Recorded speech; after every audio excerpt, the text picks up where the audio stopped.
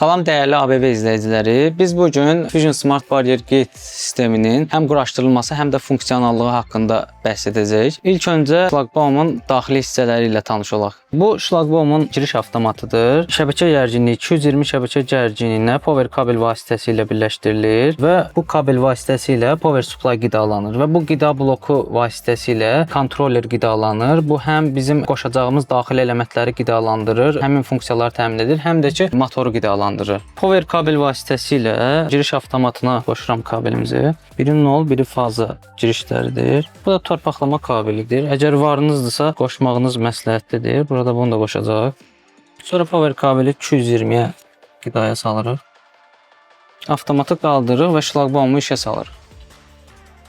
Şlaqbaumun özünün üzərində 2 ədəd pultu olur. Bu 2 ədəd pultun hər ikisi şlaqbaumun platasına tanıdılmış olur. Üzərində 3 ədəd düyməsi olur. Açmaq düyməsi, bağlamaq düyməsi və stop düyməsi. Hal-hazırda şlaqbaum bağlı vəziyyətdədir. Açmaq düyməsinə basaraq şlaqbaumu açırıq.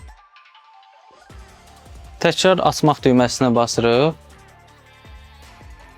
Sonra bağlayarkən dayandırmaq istəyirsə stop düyməsinə basırıq və şlaqbaum avtomatik dayanır. Sonra təkrar açmaq düyməsinə basırıq, şlaqbaum açılır. İndi isə şlaqbaumun daha təhlükəsizlik ifadəsini təmin etmək üçün şlaqbaumla qoşacağımız lampa, infrared sensorlardan danışacağıq. Bu əlimdə gördüyünüz lampadır. Şlaqbaumun uzaqdan istifadəsi tərəfindən, hər hansısa bir nəqliyyat vasitəsi tərəfindən görülməsi üçün istifadə olunur. Burada göstərdiyimiz infrared sensorlardır. Biri ötürücü, biri qəbul edicidir. Bu infrared sensorlar şlaqbaumun daha təhlükəsiz işləməsini təmin etmək üçündür. Şlaqbaumun kontrolleri vasitəsilə həm bu sensorlar qidalanır, eyni zamanda qidalandığı kimi bu sensorlardan şlaqbaumun platasına məlumat ötürülür. Hər hansısa bir maneə olan zaman siqnal ötürməsi üçün. Əgər şlaqbaum açıq vəziyyətdədirsə, hər hansısa bir nəqliyyat vasitəsi keçən zaman şlaqbaumun sensorları kəsilir və kəsilib sensorların kəsintisi bərpa olunduqdan sonra şlaqbaumun bağlanması üçün məlumat ötürülməsi, həmçinin təhlükəsizlik baxımından şlaqbaumun açıq vəziyyətində bağlanarkən qarşısında hər hansısa bir maneə keçərsə, həm insan, həmçinin nəqliyyat vasitəsi keçərsə, şlaqbaumun infrared sensorlarının kəsilməsi nəticəsində kontrollerə siqnal gedir və avtomatik olaraq şlaqbaum açılır. Bu da həm nəqliyyat vasitələrinin, həm də ki insanların təhlükəsizliyi üçün çox vacib bir məqamdır. İndi isə həmin bu infrared sensorların necə və düzgün şəkildə qoşulması haqqında danışacağam və kontrollerdə hara, necə qoşulması haqqında deyəcəm. Həmçinin burada vacib bir məqam var ki, bu sensorların bir-birini görməsi, ən vacib məsələ bir-birini görməsidir. Əgər bu sensorlar bir-birini görməzsə, o zaman şlaqbaum düzgün işləməyəcək. Yuxarıda qalacaq, aşağıda qalacaq, bağlanmayacaq. Çünki orada həmin funksionallıq olmadığına görə şlaqbaum düzgün işləməyəcək, artıq öz fəaliyyətini düzgün yerinə yetirməyəcək. Həmin bu sensorlar 12 volt sabit cərəyanla işləyir. 12 volt sabit cərəyanı verdiyimiz zaman hər ikisinin üzərində qırmızı işıqları yanır. Onu yaxından qoşduğumuz zaman göstərəcəm və həmin sensorların əlaqələrini hər hansısa bir maneə ilə kəsdiyimiz zaman həmin bu ötürücü sensorun üzərində göy işıq yanır və o da ki əlaqənin kəsildiyini göstərir. O həmçinin əgər sensorlar bir-birini görməzsə belə həmin göy işıqlar yanaraq artıq sensorların arasındakı bir-birinə əlaqəsini itməsini göstərir. Bu şlaqbaumun həmçinin həm pult vasitəsilə açmaq mümkündür, həm öz platası üzərindən açmaq, bağlamaq düymələri var. Eyni zamanda exit butonlar vasitəsilə də uzaqdan şlaqbaumu idarə etmək olur. Açmaq, bağlamaq və stop etmək uzaqdan mümkündür. Bundan əlavə olaraq bu şlaqbauma biz ANPR kamera qoşuruq ki, həmin ANPR kamera nəqliyyat vasitəsinin nömrəsi vasitəsilə şlaqbaumu aç komandasını göndərir və şlaqbaum açılır. Əgər bu ANPR kameranı biz bir tərəfdən qoyuruqsa, digər tərəfdən məqsədimiz əgər həmin girişə icazəni nəqliyyat vasitəsinin nömrəsi ilə verməkdirsə, əgər çıxmasının icazə məhdudiyyəti yoxdursa, məsələn hər hansısa bir həyət bina həyətlərinə məqsəd burada nəqliyyat vasitələrinin içərisinə girməsinin qadağasıdır, çıxmasının qadağasını deyil. Ona görə burada biz tək ANPR kameradan istifadə edərək açmaq funksiyasını yerinə yetirək. İçəri tərəfdən ANPR olmayan tərəfdən isə şlaqbaumu açmağısa antifol radar sistemi ilə edə bilərik. Həmin o antifol radar sistemi də infrared sensorlar kimi işləyir. Orada da komanda göndərmək vasitəsilə şlaqbaum açılır. Müəyyən qədər şlaqbaumdan müəyyən qədər arxada qoyulur və sensorun kəsilən zaman şlaqbauma siqnal gəlir və şlaqbaum aç komandasını icra edir. Həmçinin burada şifor da qoya bilərik. Şlaqbaumun öz qabağında bağlı olduğun üçün qırmızı işıq yanır. Yəni hal-hazırda şlaqbaum bağlıdır. Lakin şlaqbaumu açan zaman ön hissəsində yaşıl işıq yanır, yəni keçidi göstərir. Bunu həmçinin biz daha üst hissədə və yaxud da ki, daha fərqli yerdə qoymaq istəyiriksə, bu şlaqbaumla svetofor qoşa bilirik. Keçidin yaşıl və keçidin olmadığını, qırmızını göstərmək məqsədi ilə şlaqbaum qoşa bilirik. Bu şlaqbaumun iki pultu şlaqbaumun öz üzərinə tanıdılmış şəkildə olur. Şlaqbaumun öz platasına 64 ədəd pult tanıtmaq olur ki, onun ikisi öz üzərində olur. Əlavə olaraq 62 ədəd pult tanıtmaq mümkündür. Artıq şlaqbaumun işləmə prinsipi haqqında məlumat verdi. İndi isə həmin bu qoşulmaların necə qoşulması haqqında danışıb göstərmək istəyirəm.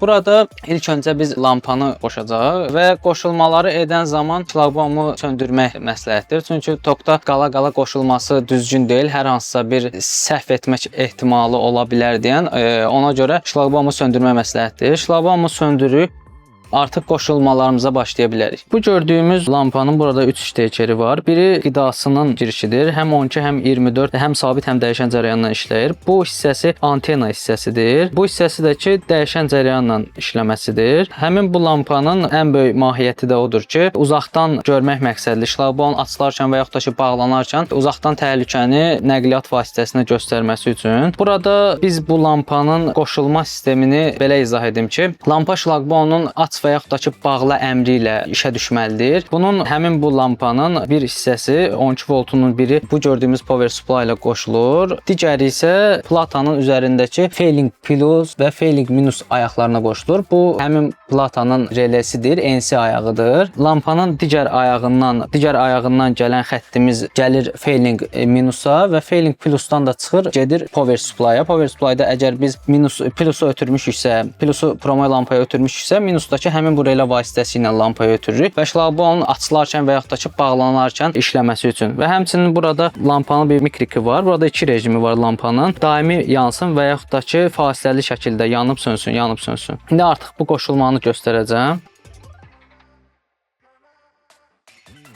Bir kabelimizi power supply-ın xəttinə qoşuruq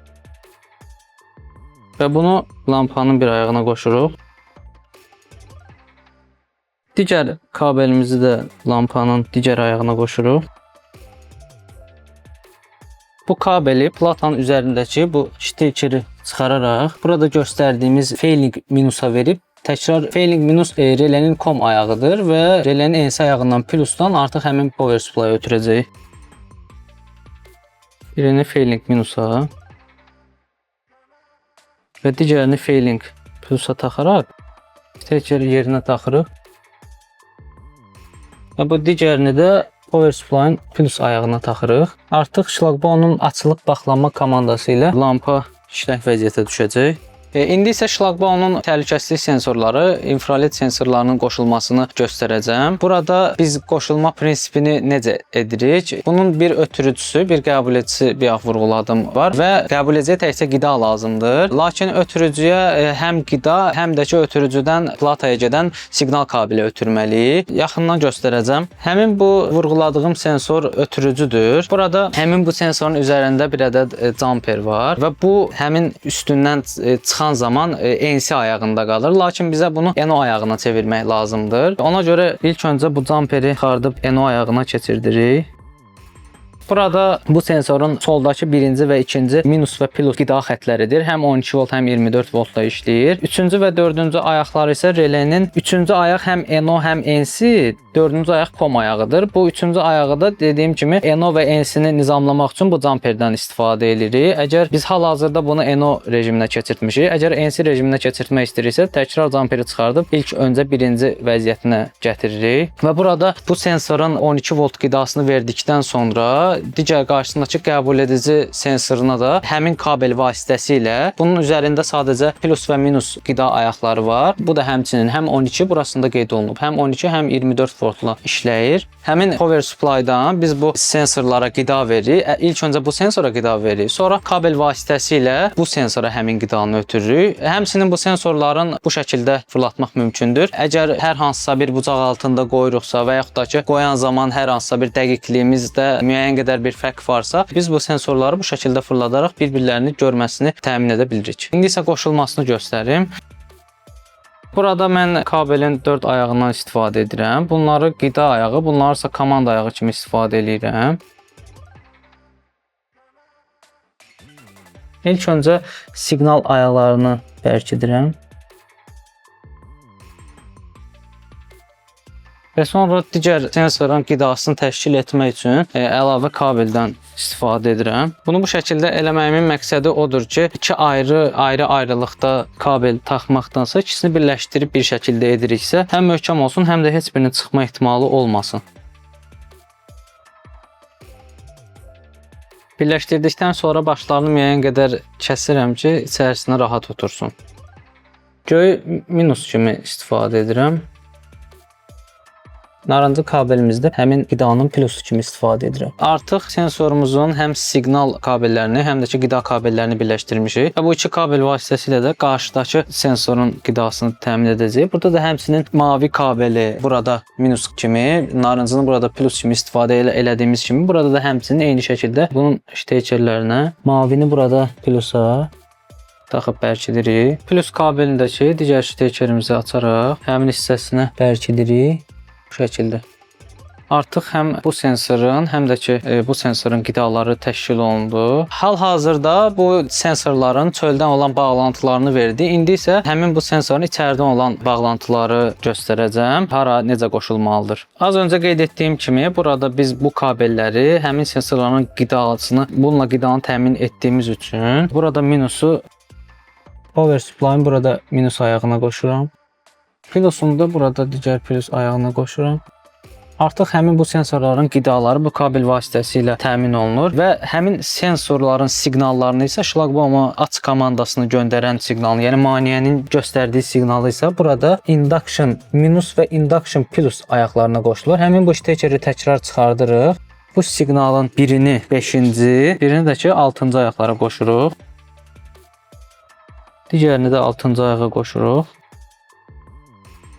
Artıq sensorun həm qidasını, həm də ki komandası üçün kabelini birləşdirdik. Hal-hazırda həmin sensor və lampaları qoşduq və indi isə şlaqbaumu işə salaraq həmin onun işləməsini göstərəcəm. Şlaqbaumu işə salırıq.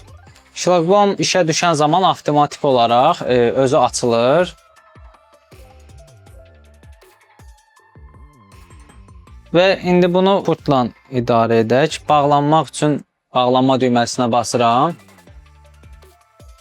Və artıq bağlanan zaman lampa işə düşür. Bağlı halda, şlaqbaumun bağlı halında lampa işə düşür. Yəni uzaqdan əgər hər hansısa şlaqbaumun olduğu yer qaranlıqdırsa, xəbərdar edir ki, burada artıq maneə var və şlaqbaumun işığı yanıb sönərək qarşıdan gələnə məlumat verir ki, artıq burada maneə var. Və şlaqbaunu açan zaman onun işığı sönür. Çünki həmin lampa şlaqbaumun bağlı vəziyyətində işə düşür. Və həmçinin sensorlar bir-birini görür və gördüyünə görə şlaqbaun düzgün işləyir. İndi isə sensorun düzgün işləmə prinsipini göstərəcəm yaxından. Hal-hazırda sensorlar qoşulub və ikisinin də üzərində az öncə qeyd etdiyim kimi qırmızı işıqları var.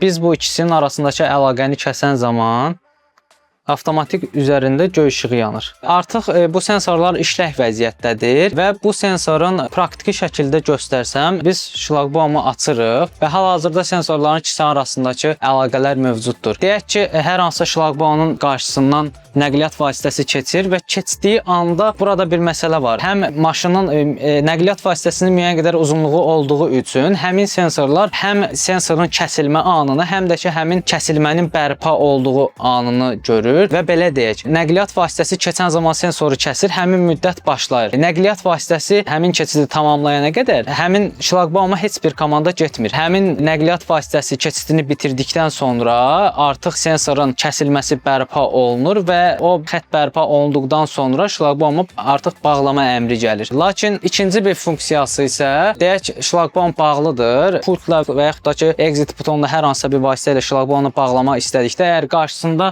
maneə varsa, avtomatik burada artıq həmin o iki müddət yox, sensorun kəsilmə anından söhbət gedir. Kəsilən anda artıq şlaqbauma komanda gedir ki, həmin sensorların arasında maneə var və maneə olduğuna görə də ki, şlaqbaum avtomatik açılır. Burada həm insandan, həm də ki nəqliyyat vasitəsinə hər hansısa bir vasitədən söhbət gedir. Düşüb həm insanın həyatı üçün təhlükəlidir, həm də ki nəqliyyat vasitələrinin zədələnməsinin qarşısını almaq üçündür. Həmin funksiyanı bir də göstərirəm.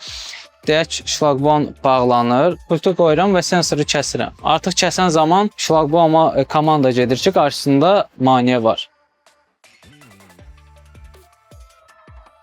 maneə qarşısından keçməyənə də şlaqbaum bağlanmır. Maneə keçən kimi şlaqbaum bağlanır. İndi isə şlaqbauma biz uzaqdan idarə etmək üçün exit butonlardan istifadə edirik. Burada mən 3 ədəd aç, bağla və stop üçün hərəsinə ayrı-ayrılıqda exit buton qoymuşam. Bunların bu 3 exit butonu üçün də plata üzərində hal-hazırda göstərəcəm hansı istiqamətlərə və necə qoşulmaq lazımdır. Lakin qoşanda qarışdırmamaq lazımdır ki, çünki hər hansısa bir burada etdiyimiz səhv şlaqbaumun düzgün işləməməsinə gətirib çıxardacaq. İndi isə yaxından göstərəcəm necə və hara qoşulmaq lazımdır. Yenə də təkrar şlaqbaumu təhlükəsizlik baxımından söndürürük. Həmin bu exit butonlar şlaqbaum üzərində bu birinci yox, ikinci ştekeri çıxardıram. Burada control rising, control failing, control stopping və GND ayaqları var. 4 ayaqları var. Biz burada necə qoşacaq? Həmin aç komandasını controlling rising və GND-yə birləşdiririk. Yəni bu iki ştekeri bir-birinə birləşdirən zaman şlaqbauma aç komandası gedir. İkinci olaraq controller failing, yəni ki bağlanma əmri. Bu ayaqla bu GND ayağını bir-birinə birləşdirən zaman isə şlaqbauma bağlama əmri gedir və sonuncu olaraq controlling stopping və GND. Burada isə artıq pult üzərində də olduğu komanda stop komandası kimi, yəni bu iki ayağı bir-birinə birləşdirən zaman isə şlaqbauma stop komandası gedir. Necə qoşmaq lazımdır? Hal-hazırda bu kabeldən 4 ədəd ayırmışam. Bunu GND ayağı üçün hər birinin ayrı-ayrı qoşmuşam və birini aç, birini bağla, birini də stop komandası üçün istifadə edəcəm. Bu ştekerdə həmin üçüncü ayaqdır ki, açma komandası. Bunun birini açmaq komandasına birləşdirirəm. Birini bağlamaq komandasına birləşdirirəm. Yəni dördüncü ayağı birləşdirirəm. Birini isə stop komandasına birləşdirirəm. Stop komandasını və yaxud da ümumiyyətlə o exit butonu qoya da bilərsiniz, qoymaya da bilərsiniz. O sizin öz şəxsi istifadənizdən asılıdır. Dördüncünü isə GND-ni isə 6-cı ayağa birləşdirirəm. Və artıq ştekeri yerinə taxıram. Şlaqbaumun özünün üzərində burada bunun kabellərini kənara çıxartmaq üçün yerləri var. Həm bu hissədən çıxarda, həm də üst hissədən öz zövqünüzə uyğun çıxarda bilərsiniz. Kabelləri buradan keçirdib exit butonu birləşdirəcəyik. Bunun bir ədədini burada biz yaşılı aç komandasına uyğunlaşdırmışıq. Ona görə yaşılı arxa hissədən aç tərəfinə keçirdirik. Növbəti olaraq göy rəngimizi biz bağla komandasına vermişik. Ona görə göyü bağlaya veririk. Və sonuncu olaraq bu üçüncü də ki bizim stop komandamızdır. Onu da həmin hissəyə veririk. Burada qeyd etdiyim kimi hər biri bu kabellərin hər birinin bir təki burada GND-yə bağlıdır. Yəni həmin komandalarla birləşdirən zaman şlaqbauma aç, bağla və stop əmrləri gedir. Burada da exit butonun üzərində bu sadə bir exit butondur. Basarkən ikisi arasında kontakt yaradır və bunları birləşdirir. Həmin dediyim komandalar icra olur. Bunları birləşdirmək üçün açıram. Birini birinə və digərini də o birisinə taxırıq. Və eyni qaydada bu 3 exit butonumuzu qoşduq və indi isə şlaqbaumu işə salaraq işləməsini göstərəcəm. Şlaqbaum indi açıq vəziyyətdədir. Bağlama butonuna basıram. Şlaqbaum bağlanır. İndi isə aç komandasına basıram və şlaqbaum açılır. Sonra təkrar bağla komandasına basıram. İndi isə stop komandasına bastım və şlaqbaum dayandı. Təkrar işə salmaq üçün aç komandasına basırıq və qaldığı komandanı təkrar icra edir. Şlaqbaumu bağlayıram və stopa basıram. Burada stop komandası nə üçün vacibliyi var? Əgər ki təhlükəsizlik cəhətdən hər hansı sensorlarda problem olarsa, artıq şlaqbaumun təhlükəsizlik baxımından təhlükəsizlik olmayacaq və qarşısındakı hər hansısa bir maneəni görmədiyinə görə avtomatik şlaqbaum üzərinə bağlanacaq və həmin əsnada əgər idarə etmədə kimsə varsa, həmin epizodu görüb şlaqbaumun stop düyməsi ilə dayandıra bilər və stop düyməsinə basdıqdan sonra şlaqbaum artıq bizdən ikinci komanda istəyir və aç düyməsinə basıram, şlaqbaum açılır. Bu qoşulmalardan əlavə olaraq şlaqbaumun özünün üzərində müəyyən tənzimləmələr mövcuddur ki, bu tənzimləmələrə həmçinin şlaqbaumu birləşdirən zaman quraşdırılma şəraitindən asılı olaraq əgər şlaqbaum tam açılmağı bizə sərf etmirsə, məsələn müəyyən qədər bucaq altında açılmalıdırsa, həmin bucaqları dəyişmək mümkündür. Əlavə olaraq biz əgər bu şlaqbauma pult əlavə etmək istəyiriksə, az öncə qeyd etdiyim kimi şlaqbaumun öz platasının üzərinə 64 ədəd pult tanıtmaq mümkündür və bunun öz üzərində 2 ədədi tanıdılmış şəkildə olur. Biz həm bu pultları şlaqbaumun beynindən silə, həmçinin təkrar yükləyə bilirik. Əlavə olaraq da 62 ədəd pult tanıtmaq mümkündür və eyni zamanda həmin pultları tanıtmaq üçün bir-bir tanıtmaq lazımdır və silərkən də bir-bir silmək lazımdır. Bundan əlavə olaraq şlaqbaumun şlaqbaumun sürətini təyin etmək mümkündür. 3 ədəd sürəti mövcuddur. Hal-hazırdakı sürət şlaqbaumun ən sürətli versiyası idi. Əlavə olaraq bir neçə tənzimləmələr mövcuddur ki, məsələn, bəzi yerlərdə əgər IMPR kamera istifadə olunan yerlərdə tək-tək nəqliyyat vasitəsini buraxmaq üçün həmin rejimi var ki, bir nəqliyyat vasitəsini buraxdıqdan sonra şlaqbaun avtomatik aşağı düşsün. Həmçinin həmin funksiyanı sönülü saxladığımız zaman isə nəqliyyat vasitəsi şlaqbaunu açır və keçdikdən sonra müəyyən bir vaxtdan sonra düşsün. Bu zaman arxa-arxaya bir neçə nəqliyyat vasitəsi keçə bilər və artıq keçən axırıncı nəqliyyat vasitəsindən sonra bundan sonra qeyd edəcəyim funksiyada həmin müddəti saydıqdan sonra şlaqbaun enir. Bu funksiyadan əlavə olaraq da digər bir funksiyası var ki, şlaqbaumun açdıqdan sonra avtomatik aşağı düşsün və yaxud da ki düşməsin. Əgər düşmürsə biz bunu sadəcə pultla idarə edə bilirik. Lakin əgər avtomatik düşməsini istəyiriksə, o zaman burada da zaman anlayışı var. Həmin zamanı saydıqdan sonra şlaqbaun aşağı düşür. Digər bir funksiyada həmin bu zamanla bağlıdır ki, biz nəqliyyat vasitəsi keçdikdən nə qədər müddət sonra bu şlaqbaunun aşağı düşməyini istəyirik. Burada həm şlaqbaun keçən zaman artıq həmin təhlükəsizlik sensorlarını keçdikdən sonra şlaqbaun aşağı düşsün və yaxud da ki 5 saniyə sonra, 10 saniyə sonra və yaxud da ki 20 saniyə sonra aşağı düşsün. Digər bir tənzimləməsi də budur ki, biz bu şlaqbaunu pultla kilitləyə, pultla kilitdən çıxarda bilərik. Həmin bu tənzimləmə ancaq pult vasitəsilə icra olunur və məsələn hər hansısa bir müddət ərzində biz IMPR kameranın açmaq funksiyasını istəmiriksə, o zaman bu funksiyadan istifadə edirik. Ancaq pult vasitəsilə şlaqbaun açılır və düşülür. Həmin bu funksiya ona görədir ki, hər hansısa bir müddət intervalında biz əgər istəmiriksə pultdan başqa bir vasitə ilə şlaqbaun açılsın, o zaman bu funksiyanı aktivləşdiririk və şlaqbaun təkcə pult vasitəsilə idarə olunur, aşağı düşür və yuxarı qalxır. Bundan əlavə olaraq bu şlaqbaunun proqram vasitəsilə də idarə etmək olur. Həmin proqram baryer proqramıdır. O proqramı göstərəcəm. O proqram vasitəsilə biz həm şlaqbaunla pultları tanıda bilər, həm şlaqbaunu aça bağlaya və sürətini tənzimləyə bilirik. Bir neçə funksiyaları mövcuddur, onu idarə edə bilirik. Həmin proqram kod vasitəsilə proqramı aktivləşdiririk və kodu bilmədikdə heç bir istifadəçi daxil ola bilmir. Bluetooth vasitəsilə işləyir. Şlaqbaun bu proqram vasitəsilə idarə olunur. Proqrama daxil oluruq. Daxil olan zaman Bluetoothun açılmasına icazə istəyir. İcazə veririk və Bluetooth aktivləşir. Sonra axtarışa veririk. Artıq burada həmin o şlaqbaunun adı gəlir. Daxil oluruq. Daxil olan zaman bizdən kod istəyir. İlk kodu yazırıq. Hər hansısa bir parol qoya bilərik, unutmamaq şərti ilə.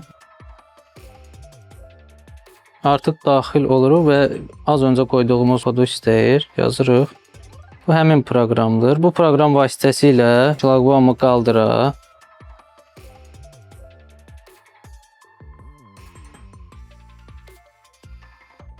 Aşağı sala bilirik. Digər bir funksiyası da kilitləyə və kilitdən aça bilirik. Burada şlaqbaumun sürətləri qeyd olunur. Bu ən sürətli 3-cü sürətdədir və ən sürətlidir və burada da şlaqbaumun neçə metrlik olduğunu göstərir. Digər hissədə isə şlaqbaumun qolunun necə olacağını göstərir. Bu funksiyada pultun tanıdılması funksiyasıdır. Hal-hazırda burada göstərir ki, 64 ədəd pult tanıtmaq olur və bunun üzərində 2 ədəd pult mövcuddur. Burada 2 ədəd buton var. Bu hissəyə basıb pultları silirik. Artıq pultu sildikdən sonra pultlar silinib deyən nə açmır, nə bağlamır. Pultu tanıtmaq üçün birinci hissəyə giririk və iki düymənin ikisinə də eyni anda basırıq və artıq pult tanıdılır. Açır və bağlayır. Az öncə ikisini də sildi deyə biz bir pultu qeydə aldıq və burada bir pultu göstərir. İndi isə şlaqbaumun daxili tənzimləmələrindən danışacağam və bunu da nəzərinizə çatdırım ki, həmin bu tənzimləmələri etmək üçün şlaqbaumu biz yuxarı qaldırmalıyıq. Açıq vəziyyətdə bu komandalar icra olunur. Şlaqbaumun bağlı halda təkcə bir tənzimləməsi yerinə yetirə bilirik ki, bu tənzimləmədə şlaqbaumun aşağı limitidir. İndi isə yaxından həmin plata üzərində tənzimləmələrə necə girmək, necə aktivləşdirmək lazım olduğunu göstərəcəm. Həmin bu kontrollerin üzərində 3 ədəd buton var. Biri Rise, biri File, biri də Learn. Bu həmin Rise şlaqbaumu yuxarı qaldırmaq, File aşağı endirmək, Learn isə tanıtmaq, oxutmaq, yəni etdiyimiz icranı platanın yaddaşına vurmaq üçün istifadə olunur. Və az öncə qeyd etdiyim kimi həmin tənzimləmələrə girmək üçün şlaqbaumunu qaldırırıq. Qalxan zaman tənzimləmələrə girmək üçün Learn düyməsinə basıb saxlayırıq. Artıq həmin tənzimləmələrə girib, üzərində də qeyd olunduğu kimi bir neçə funksiyaları mövcuddur və bu funksiyalarından bəhs edəcəyik. Burada girdikdən sonra artıq xarı düymələri, fal və rise düymələri ilə yuxarı aşağı veririk. Aşağı verib hansı tənzimləməyə girmək istəyirsə ondan istifadə edirik. Yuxarıda da həmçinin. Məsələn, burada H1. Bizdə H1 burada şlaqbaumun yuxarı və aşağı limitləridir. Learn düyməsinə basıb saxlayırıq təkrar. Artıq həmin funksiyanın içərisinə daxil olur və bizə burada limiti göstərir. Yəni şlaqbaumun yuxarı limiti 1-dir. Əgər biz şlaqbaumun tam açılmağını istəmiriksə, o zaman rise düyməsinə basırıq. Bu həmin göstəricilər bucaq göstəriciləridir. 20-yə kimi gəlir. Bu nə qədər yuxarı olarsa, şlaqbaum daha az açılacaq, nisbətən az açılacaq. Təkrar bizə 1 lazımdır deyə təkrar bunu 1-ə qoyub Learn-ə bir dəfə basan zaman həmin funksiyanı yaddaşında saxlayır. Learn düyməsinə basılı tutub saxlayırıq. Komandalar açılır. Biz hal-hazırda H3-ə gətiririk. H3 şlaqbaumun sürətidir. Learn-ə basıb saxlayırıq. Basıb saxlayan zaman burada 3 sürət modu var. L1, L2 və L3. Bizdə hal-hazırda 3-cü ən sürətli moddadır. Təkrar Learn-ə vururuq və Learn-ə vurduğumuz zaman həmin komandanı ya təkrar beyninə vurur və yaxud da ki olanını götürür. Növbəti olaraq H4 komandasıdır. Pultların tanıdılması və silinməsi ilə bağlı. Hal-hazırda şlaqbaumun öz pultu beyninə tanıdılır və bu pultu əgər biz silmək istəyiriksə, o zaman hər hansısa bir düyməsinə basırıq və sonra təkrar H4 rejiminə gəlirik. Basıb saxlayırıq. Basıb saxlayandan sonra PA burada göstərici olur. Hər hansısa bir düyməsinə basıb saxlayırıq. Təkrar Learn-ə basıb saxlayırıq. İndi buradan çıxırıq və hal-hazırda gördüyünüz kimi artıq şlaqbaum pultu tanımır və bu pult şlaqbaumun beynindən silindi. Əgər təkrar tanıtmaq istəyiriksə, yenə də şlaqbaumu açırıq. Learn düyməsinə basıb saxlayırıq. H0-a gətiririk. H0-a gətirdiyimiz zaman Learn-ə basıb saxlayırıq. H0 burada manual öyrənmədir və buraxırıq. Artıq şlaqbaum öyrənmə rejiminə keçir. Bir dəfə açılır, təkrar bir dəfə bağlandıqdan sonra biz təkrar tənzimləməyə keçəcəyik. İndi təkrar Learn-ə basıb saxlayırıq və H4 rejiminə gəlirik. Learn-ə basıb saxlayırıq. Açılır və PA yazılır. Təkrar pultu tanıtmaq üçün isə biz burada Learn düyməsinə basıb saxlayırıq. Pultun hər iki düyməsini basıb saxlayırıq. Artıq şlaqbaumun beyninə bu pultu təkrar tanıtdıq. Həm açır və bağlayır. Bu şəkildə pultu həm silib, həm də ki daşına vura bilirik. Bu şəkildə dediyim kimi 62 ədəd pultu yaddaşına sala bilirik. Növbəti funksiya isə burada şlaqbaumu təkrar qaldırırıq. Learn düyməsinə basıb saxlayırıq. Burada növbəti bir funksiya H5 funksiyasıdır ki, bu funksiya növbəli keçid rejimidir. Buna basılı tutanda bizdə burada sıfırdadır. Yəni bunun sıfırda olmağı onu bildirir ki, hər hansısa bir maneə keçərsə sensorların qarşısından keçid bitdikdən sonra şlaqbaum bağlansın. Biz əgər bunu 1-ə gətirsək, basılı tutub saxlasaq, artıq şlaqbaum həmin komandanı götürür. Bu funksiyanı indi test edək. Şlaqbaumu bağlayıram və təkrar açıram. Bundan öncəki rejimdə həmin bu sözü gedən sensorların qarşısından hər hansısa bir maneə keçərsə və yaxud da hər hansısa bir keçid olarsa, keçidin başladığı və bitdiyi andan sonra şlaqbaumun beyninə siqnal gedir və bağlanma komandasını ötürür. Amma hal-hazırda bizim qoyduğumuz rejimdə isə həmin rejimi deaktiv eləmişik. Məsələn, hər hansısa bir maneə qabağından keçərsə, artıq şlaqbaum bağlanmır. Yəni burada bir neçə keçid baş verir. Bağlamaq istəyiriksə, komanda vasitəsilə bu həmin şlaqbaumu bağlayırıq. Bu vəziyyətdə bu funksiyanın adı növbəli keçiddir. Arxa-arxaya bir neçə nəqliyyat vasitəsi keçsin deyə. Ancaq digər bundan öncəki olduğu rejimdə isə hər bir nəqliyyat vasitəsinə bir keçid imkanı verir və bu həmin funksiyanı dəstəkləyir. Növbəti funksiyamızsa H6-dır. O həmin funksiyanı da indi yaxından göstərəcəm. Növbəti funksiyamızsa H6 funksiyasıdır. Həmin bu funksiyaya daxil oluruq. Bu funksiyada da 0 və 1 funksiyaları var. Bizdə hal-hazırda 0-da idi. Bundan öncəki tənzimləmə avtomobillərin ardıcıllığının keçməsinə görə olan bir tənzimləmədir. Bu funksiya isə sırf sensorla bağlı bir məsələdir. Həmin o infraqırmızı sensorlarla bağlı bir məsələdir. Keçiddən sonra şlaqbaum bağlansın və yaxud da ki, bağlanmasın, həmin funksiyanı yerinə yetirir. Burada 0 və 1 ayarları var. Bundan əlavə olaraqsa H7 funksiyamız var. Burada həmin H7 funksiyası, əgər bizim şlaqbaumda biz istəyiriksə, şlaqbaum keçiddən sonra bağlanmasın, müəyyən bir müddət intervalında bağlansın. Məsələn, deyək ki, bizdə burada 1 saniyədir. Yəni keçiddən 1 saniyə sonra şlaqbaum avtomatik bağlanır. Bu müddəti biz artıraraq istədiyimiz vaxta qoya bilirik. Müəyyən bir saniyələr var. Məsələn, deyək bunu biz 10 saniyəyə qoyuruq.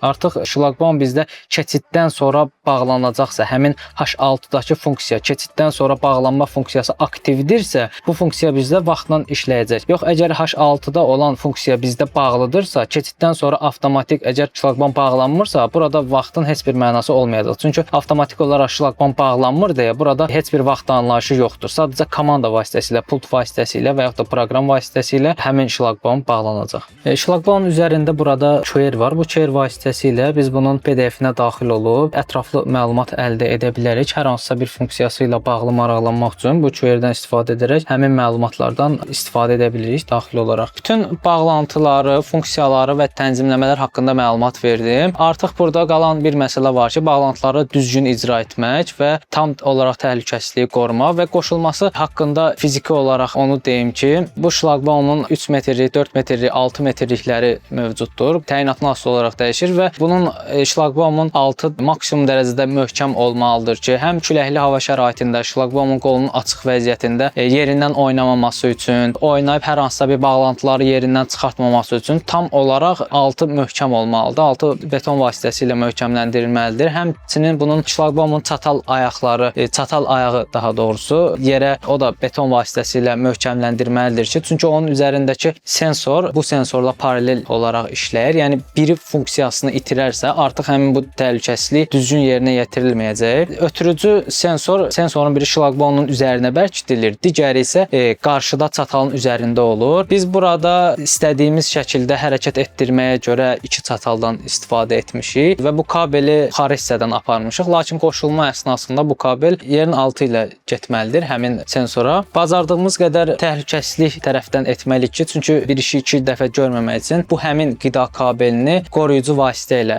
ötürməliyik. Yerin altında qalmalıdır, təkrar üstü açılmasın deyə. Və bu sensorların üzərinin iki qoruyucu qapaqları var ki, biz burada həmin bu qoruyucu qapaqları üzərinə qoymamışıq. Çünki vizual olaraq göstərmək üçün bərkitdilməmizdə üzərinə taxmamışıq ki, daha dolğun göstərə bilək. Amma bu işi bitirdiyimizdən sonra ikisinin də qoruyucu qapaqları üzərinə bağlanılmalıdır. Həmçinin burada qoruyucu silikonları var ki, içərisinə rütubət daxil olmasın deyə rezin qoruyucuları olur. Onlar da hər ikisi taxılmalıdır. Həmçinin lampanın üzərində qoşulduğu yerdə üzərində qoruyucu rezini var ki, bunların hamısı həmin avadlıqların vaxtından tez funksiyasını itirməməsi üçündür. Hər hansısa bir oksidləşmənin, rütubətin qarşısını almaq üçündür və qeyd etdiyim kimi bu həmin qoruyucular sensorların üzərinə taxılmalıdır və bacardığımız qədər möhkəm olmalıdır, yerləri möhkəm olmalıdır. Həmçinin burada biz əgər sensorlardan biri digərini görməzsə, hərəkət etdirərək bir-birini görməsini təmin edə bilirik. Bu şlaqbaum haqqında bütün qoşulmalar, tənzimləmələr hamısı haqqında